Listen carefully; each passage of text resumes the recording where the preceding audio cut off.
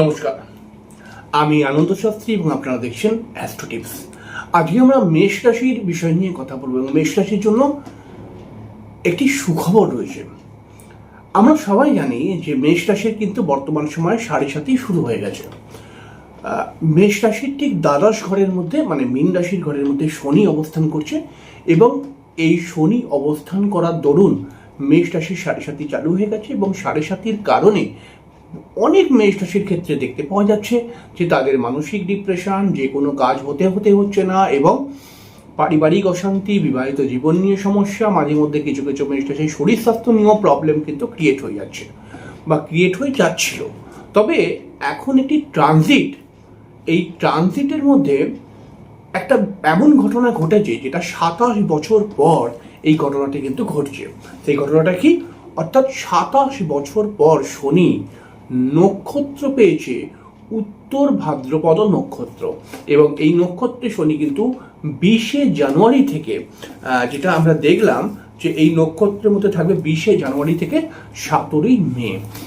আর শনি যখন নক্ষত্র চেঞ্জ করে বা শনি এই নক্ষত্রের মধ্যে কিন্তু সর্ব উৎকৃষ্ট ফল দেয়, কারণ এটি হচ্ছে শনির নিজের নক্ষত্র।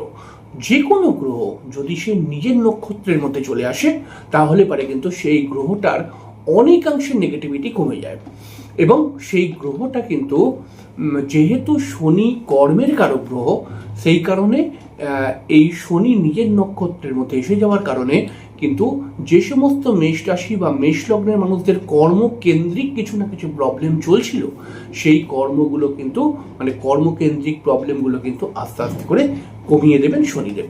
এই শনিদেব 20শে জানুয়ারি থেকে উত্তর ভাদ্রপদ নক্ষত্রে প্রবেশ করেছে। তবে যখনই কোনো গ্রহ যে গ্রহগুলো বিশেষ করে শনি, বৃহস্পতি, রাহু, কেতু গ্রহগুলো যখনই নক্ষত্রের মধ্যে চলে আসে কমসে কম 1 মাস 1.5 মাস সময় লাগে তার আলটিমেটলি ভালো ফল পেতে। তাহলে আমরা যদি এই হিসাবকে মেনে চলি তাহলে পারে কিন্তু আমরা দেখতে পাবো যে প্রায়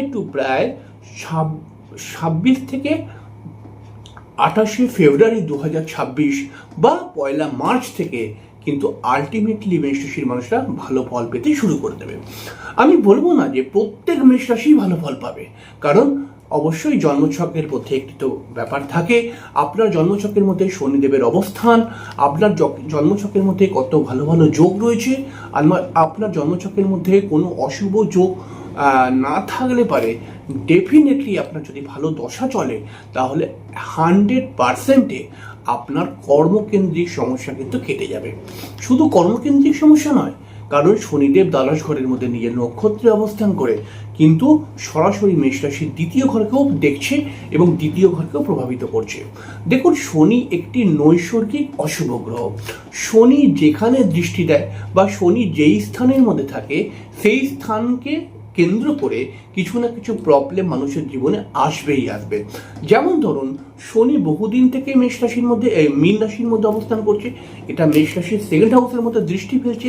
এর ফলে বহু মেষ রাশির ক্ষেত্রে দেখতে পাওয়া যাচ্ছিল বা দেখতে পাওয়া গেছে যে তাদের আর্থিক সমস্যা, কিছু পারিবারিক প্রবলেম বা কিছু সময় কিছু মেষ রাশির ছোট ছোট ছেলেমেয়েদের এডুকেশনকে কেন্দ্র করে কিছু প্রবলেম এবং কিছু সময় মেষ রাশির মাথা গরমের সমস্যা চলে আসছিল। এই প্রবলেমগুলো চলছিল, কিন্তু মেষ রাশির ক্ষেত্রে শনিদেব যেহেতু নিজের নক্ষত্রে প্রবেশ করেছে, এই কারণে কিন্তু মার্চ মাস থেকে মে মাসের মধ্যে কিন্তু বহু মেষ রাশির ক্ষেত্রে আর্থিক উন্নতি দেখতে পাওয়া যাবে। বহু মেষ রাশির ক্ষেত্রে ব্যবসায় ইমপ্রুভমেন্ট দেখতে পাওয়া যাবে। এছাড়াও যে সমস্ত কাজগুলো বা ব্যবসা সংক্রান্ত বা আর্থিক লেনদেন সংক্রান্ত, ক্রয় বিক্রয় সংক্রান্ত যে সমস্ত কাজকর্মগুলো থমকে গেছিল, হচ্ছিল না, সেই সমস্ত কাজগুলো কিন্তু আবার যদি এই সময়ের মধ্যে আপনারা শুরু করতে পারেন তাহলে পারে কিন্তু ডেফিনেটলি অবশ্যই শনিদেবের কৃপায় আপনারা নিজের কাজে সাকসেস হতে পারবেন। দেখুন, শনিদেবের কথা যখন বলবো তখন একটি কথা মাথায় রাখতেই হবে, শনি একটি নৈসর্গিক অশুভ গ্রহ। তাই শনিদেবের কখনোই মনে করবেন না যে শনিদেব যেই স্থানে দৃষ্টি দিচ্ছে সেই স্থানকে কেন্দ্র করে অ্যাকশনস আমি লাভ করে নেব। এটা হবে না, এটা কখনোই হতে পারে না।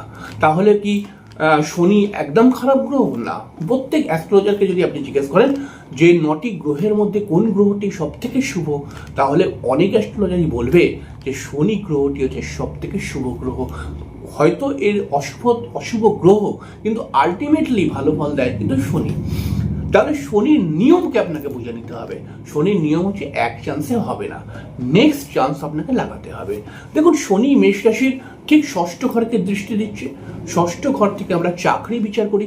যে সমস্ত মেষ রাশির ছেলেমেয়েরা নতুন চাকরি প্রাপ্তির চেষ্টা করছে, নতুন চাকরি প্রাপ্তির জন্য ইন্টারভিউ দিতে যাচ্ছে বা ইন্টারভিউ দেওয়ার একটা চেষ্টা করছে, প্রিপারেশন নিচ্ছে, সেই সমস্ত জায়গায় কিন্তু সেই সমস্ত ছেলে মেয়েদের কিন্তু নতুন চাকরি প্রাপ্তির হবার সম্ভাবনা রয়েছে, বিশেষ করে মার্চ মাস থেকে মে মাসের মধ্যে। এছাড়াও যেহেতু শনি ষষ্ঠ ঘরকে দৃষ্টি দিচ্ছে, মেষ রাশির ষষ্ঠ ঘর, এই কারণে কিন্তু যে সমস্ত মেষ রাশির বয়স্ক ভদ্রমহিলা বা পুরুষ মানুষ রয়েছেন যাদের শারীরিক সমস্যা রয়েছে, তাদের শারীরিক সমস্যা যে এক্ষুনি কেটে যাবে তা কিন্তু বলবো না, কিন্তু শারীরিক সমস্যা থেকে রিকভার হওয়ার কিছু ব্যবস্থা কিন্তু শনিদেব নিজের নক্ষত্রে থাকার জন্য কিন্তু করে দেবে।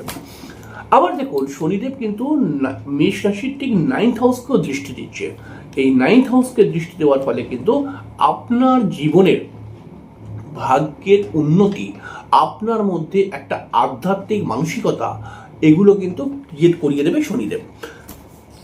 যদি 9th হাউসে শনিদেবের দৃষ্টির ফলে আপনি যদি আউট অফ স্টেটে থাকেন, অর্থাৎ আপনার মনে করা যাক কলকাতায় জন্ম হয়েছে, কিন্তু আপনি মনে করা যাক আউট অফ স্টেটে রয়েছেন, মানে রাজ্যের বাইরে রয়েছেন, তাহলে পরে কিন্তু আপনি ডেফিনেটলি অনেক বেশি চান্স পাবেন কিন্তু শনিদেবের এই নবম স্থানে দৃষ্টি দেওয়ার ফলে। আপনি যদি মেষ রাশি বা মেষ লগ্নের মানুষ হন এবং আপনি যদি আউট অফ স্টেটে থাকেন, তাহলে পারে একদম খুব সুবর্ণ সুযোগ, মার্চ মাস থেকে মে মাসের মধ্যে আপনার অসম্পূর্ণ কাজগুলোকে আবার সম্পূর্ণ করার চেষ্টা করুন, ডেফিনেটলি হয়ে যাবে। তবে একটি কথা মাথায় রাখতে হবে যে এক চান্সে হলো না বলে ছেড়ে দেবেন না, আর একবার চান্স লাগাবেন না, কারণ এক চান্সে শনিদেব কিন্তু ক্লিয়ার করে না। এছাড়াও কিন্তু দেখুন, 9th হাউসের মধ্যে শনিদেবের দৃষ্টির ফলে আপনি যদি নিজের ভাগ্যের উন্নতি করার জন্য একটু পরিশ্রম করেন, একটু বুদ্ধি খাটান, তাহলে পরে কিন্তু শনিদেবের কৃপায় আপনি নিজের ভাগ্যকে উন্নত মানের করে ফেলতে পারবেন। এছাড়াও যে সমস্ত মেষ রাশি বা মেষ লগ্নের মানুষরা হায়ার এডুকেশন করছে, উচ্চ শিক্ষার মধ্যে রয়েছে, তাদের উচ্চ শিক্ষার মধ্যে কিন্তু ভালো ফল হবার একটি সম্ভাবনা তৈরি করে দিয়েছে শনিদেব 9th হাউসের দৃষ্টি দিয়ে। এছাড়াও মেষ রাশি বা মেষ লগ্নের মানুষদের পিতার শারীরিক স্বাস্থ্যকে কেন্দ্র করে কিছু সমস্যা আসতে পারে, তবে সেই সমস্যা কিন্তু আসলেও সেটা রিকভার হওয়ার কিন্তু একটি জায়গা রয়েছে।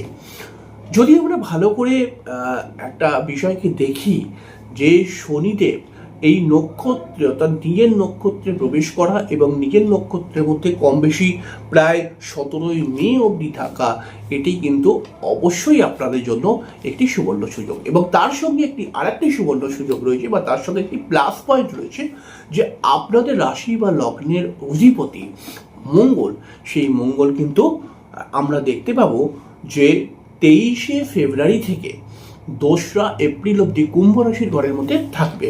তাহলে এই কুম্ভ রাশির ঘরটি কি? কুম্ভ রাশির ঘরটি হচ্ছে আলটিমেটলি মেষ রাশির বা মেষ লগ্নের একাদশ ঘর। তাহলে একাদশ ঘরের মধ্যে এভরি গ্রহ, মানে প্রত্যেকটি গ্রহই ভালো ফল দেয়। তাহলে রাশিপতি বা লগ্নপতি যদি একাদশে থাকে, তাহলে আপনার লাভ বা আপনার সঞ্চয়ের ক্ষেত্রে এটি কিন্তু খুব পজিটিভ সাইন।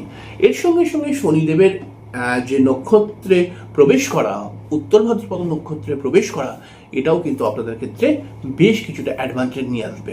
তাই আপনি যদি একটু পরিশ্রম করেন, আপনি যদি একটু চেষ্টা করেন, আপনি যদি একটু বুদ্ধি খাটান এবং আপনি যদি এক্সপার্টের সুপরামর্শ নেন আপনার জন্মছক অনুসারে, তাহলে আপনি ডেফিনেটলি নিজের কাজে কিন্তু সাকসেস হতে পারবেন। দেখুন, আপনি আগে নিজে চেষ্টা করুন, আপনি আগে নিজে বুদ্ধি খাটান, আপনি আগে নিজের সমস্যা থেকে বেরিয়ে আসার জন্য উদ্গ্রীব হন। হতে পারে আপনার ছকের মধ্যে কোনো জন্মছকের মধ্যে কোনো সমস্যা রয়েছে, হতে পারে কোনো গ্রহ প্রবলেম রয়েছে, তাহলে সেগুলোকে কাটানো হবে, কিন্তু আগে আপনি তৈরি হন। তারপরে দেখুন, ডেফিনেটলি মে মাসের মধ্যে আপনি একটি বড় কিছু অ্যাচিভমেন্ট করে নেবেন, বড় কিছু একটা অ্যাচিভ করতেই পারবেন। যাই হোক, খুব সামান্য করে বললাম। পরের দিনকে আরেকটি অনুষ্ঠান নিয়ে চলে আসবো, ততক্ষণের জন্য